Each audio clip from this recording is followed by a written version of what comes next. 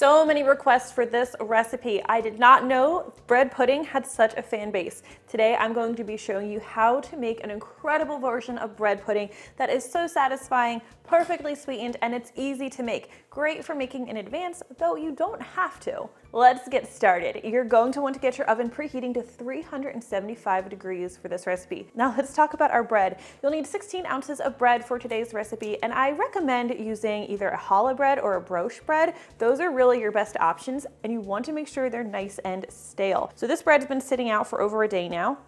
It's nice and stale. So I'm going to go ahead now and cut it into about 1-inch squares.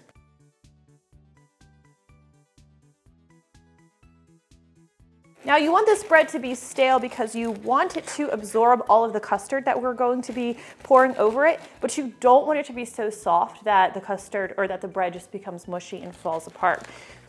So stale bread is ideal. If you don't have stale bread on hand and you don't feel like waiting a day or so for yours to become stale, you can cheat.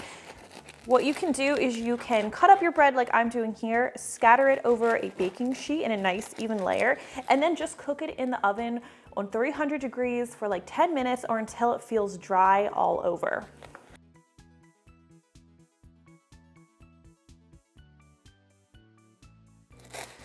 All right, and I want this cubed, and I want the pieces to be about the same size.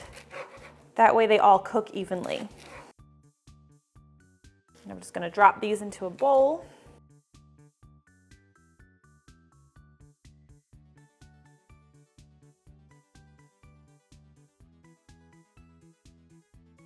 You can really tell this bread is stale because look at the mess it's making while I'm cutting it. All right, let me clean this up a little bit.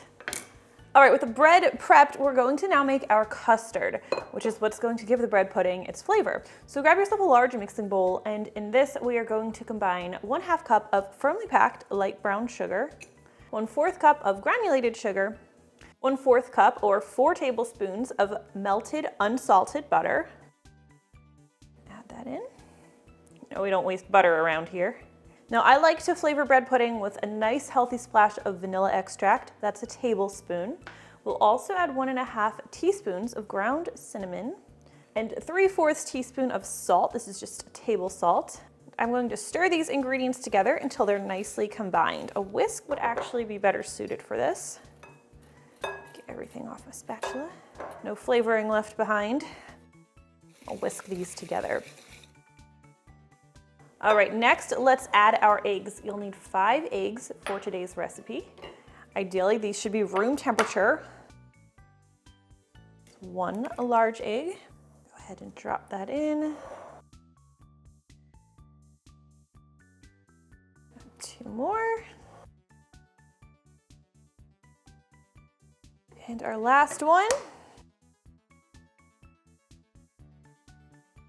All right, let's go ahead and whisk in these eggs until they're well incorporated with the other ingredients.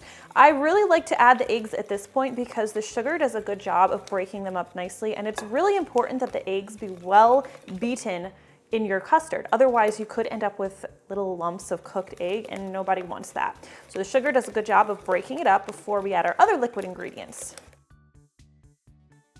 All right. Now we can add the other ingredients for our custard. You will need 1.5 cups of whole milk. Go ahead and whisk this in. And we'll also be using 1 cup of heavy cream. And this will be the custard for our bread pudding.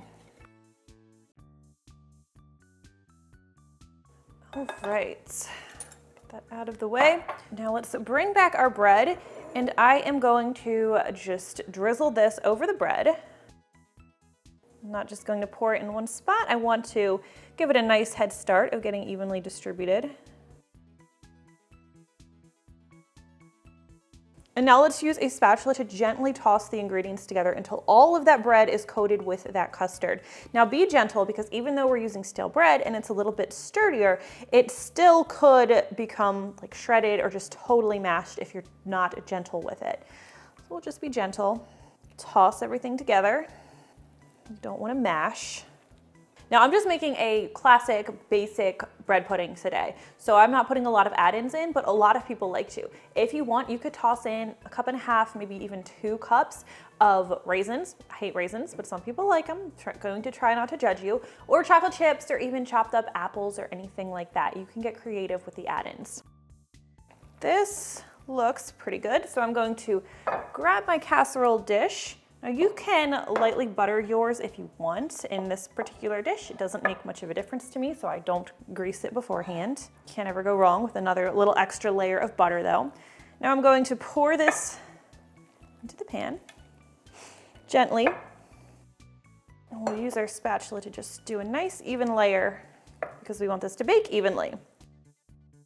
All right, now some recipes will call for this bread pudding to sit for like 30 minutes or so before you pop it in the oven. I actually call for that with my French toast recipe. You can do that if you'd like, but just in my testing, it didn't really make much of a difference, so I'm going to take this over to the oven pretty much right away. However, this dish is also great for making in advance because it will sit nicely. So if you were making this for, tomorrow's holiday brunch or something like that, at this point, just cover it with plastic and pop it in the fridge, and then you can cook it in the morning. Now, one thing I like to do, this is totally optional, but I like to take a little bit of coarse granulated sugar. This is turbinado sugar, and I'll just sprinkle it over the bread pudding.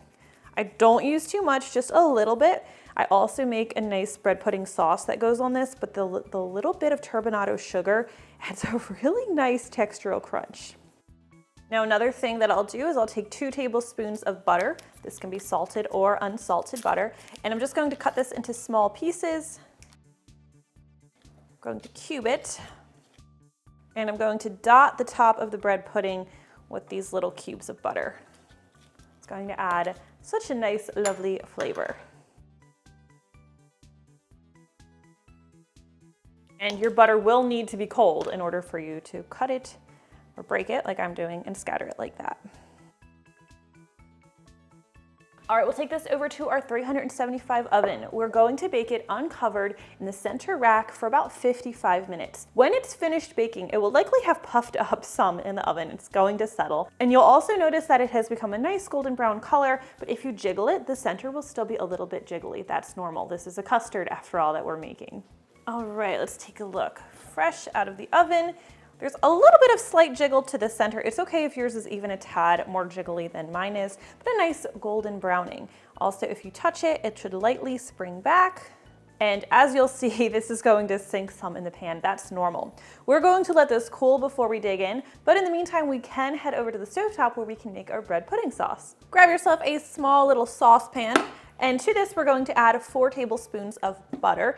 So you can use salted butter, which is what I've been preferring for the topping recently, but I only have unsalted, so I'm just going to add a pinch of salt, like an 1/8 teaspoon in with that.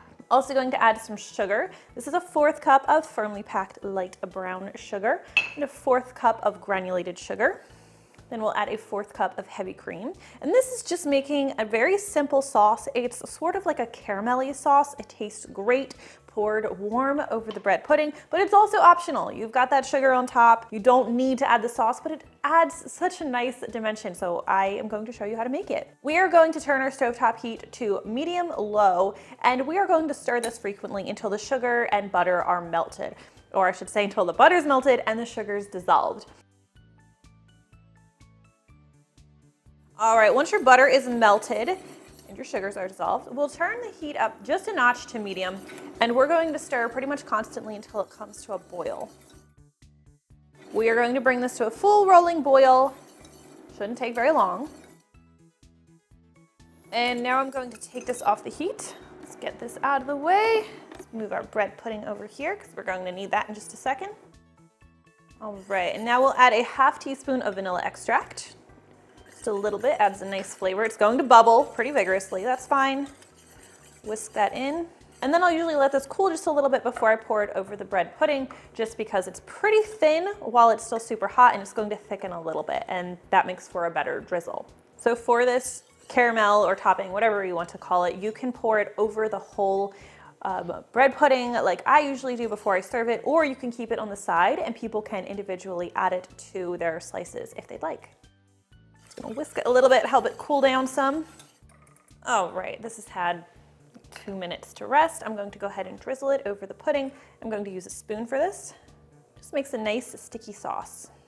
And I do not put all of it over the bread pudding. I reserve some to be poured over individual slices as well. It would be a lot to pour the whole thing over. All right, let's go ahead and cut into this baby while she's still warm. Cut myself a generous square. I am so excited to dig into this. Oh yeah, this looks beautiful. Let's make sure you can see how that looks on camera. We have a beautiful custard inside this bread pudding. I truly am so satisfied with how this one turned out, and I'm so excited for you to try this at home. If you do, please leave me a comment. Let me know what you think. I always love hearing from you. Let me know what other recipes you'd like to see me film next. Thank you so much for watching, and I'll see you next time. Do a little more of that drizzle on top, because why not? Let's go ahead and try this. Oh my gosh, smells amazing. You're gonna like it. Oh my gosh. It's so good.